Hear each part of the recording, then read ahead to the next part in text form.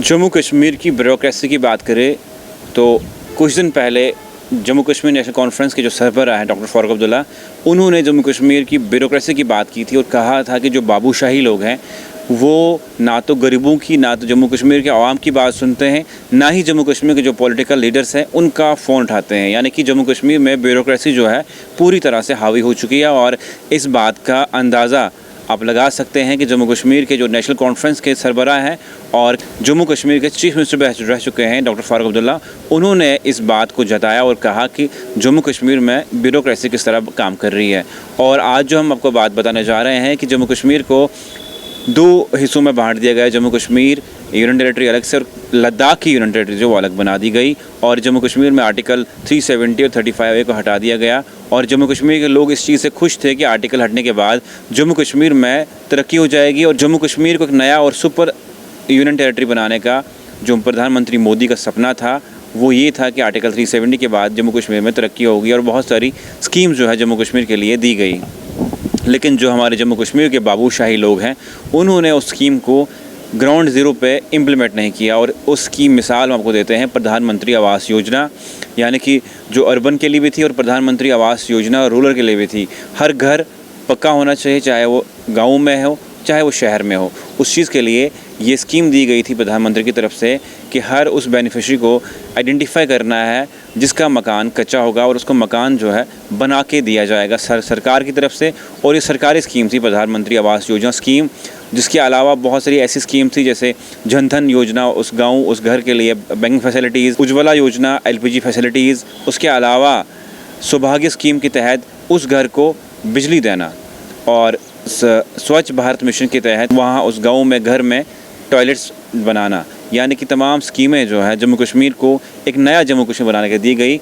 लेकिन जम्मू कश्मीर के जो ब्यूरोक्रेट्स हैं उन्होंने उस स्कीम को ग्राउंड लेवल तक इम्प्लीमेंट नहीं किया। और उस चीज़ की बहुत अच्छी मिसाल है जहाँ पे लगभग 20 मिलियन मकान 31 मार्च 2022 से पहले बनाने थे। यानी कि 20 मिलियंस लोगों को आइडेंटिफाई करना था बेनिफिशरीज़ को और उनको घर बना के देने थे। ये प्रधानमंत्री आवास योजना ग्रामीण और प्रधानमंत्री आवास योजना अर्बन एरियाज़ के लिए थी। लेकिन असल में जो टारगेट दिया गया था 1,65,766 का, उनमें से लगभग 37,000 घर जो है वो बना दिए गए इस योजना के तहत।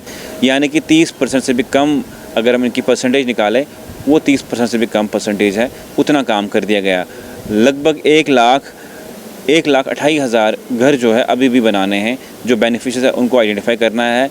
ये लगभग 718 पर डे के हिसाब से रेशो बनता है जो 6 महीने की डेडलाइन में कंप्लीट करना है। और ये कितना इम्पॉसिबल है आप देख सकते हैं कि जहाँ पे सरकार ने अब तक ये काम नहीं किया और 6 महीनों में 1,28,000 बेनिफिशरीज को आइडेंटिफाई कहाँ से करेंगे। ये आप देख सकते हैं कि बाबूशाही का ज़माने में अगर प्रधानमंत्री मोदी स्कीम देते हैं तो इम्प्लीमेंट करवाना जो वहाँ की सरकार है, जो वहाँ के बाबूशाही लोग हैं उन्हें करवाना है।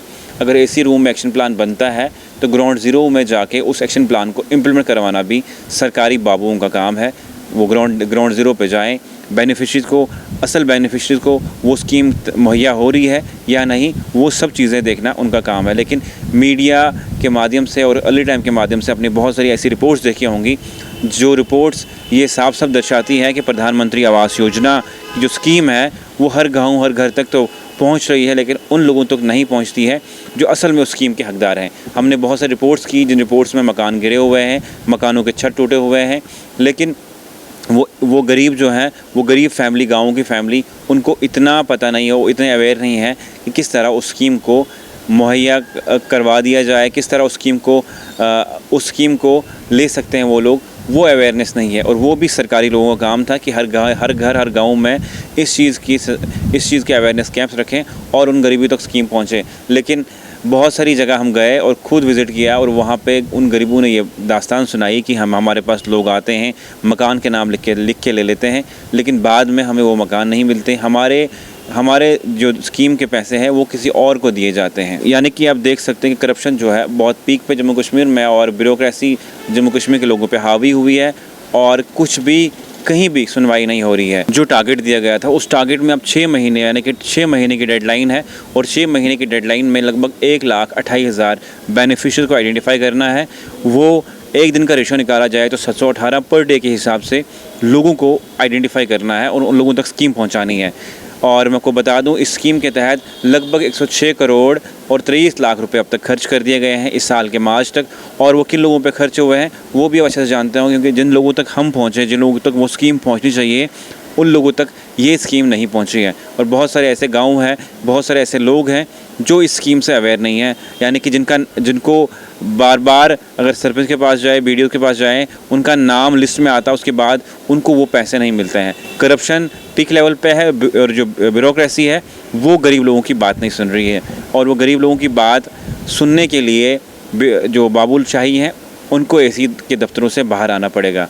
और आपको बता दूं कि जो ये पैसे लगे हैं, जो प्रधानमंत्री आवास योजना की स्कीम्स है, क्या ये गरीब लोगों को मुहैया होती है या नहीं। और जो अब डेडलाइन है, जो 6 महीने की डेडलाइन है, और 6 महीने की डेडलाइन में लगभग 1,28,000 बेनिफिशरीज़ को आइडेंटिफाई करना है और उन तक इस स्कीम को पहुंचाना है। क्या जम्मू कश्मीर में ये ब्यूरोक्रेसी कामयाब होगी और क्या जम्मू कश्मीर में इन स्कीम्स की जो है फ़ायदा गरीब लोगों तक पहुंचता है, क्या आने वाले टाइम पे फ़ायदा मिलेगा? इन सब के बारे में आप हमारे कमेंट सेक्शन में लिख सकते हैं।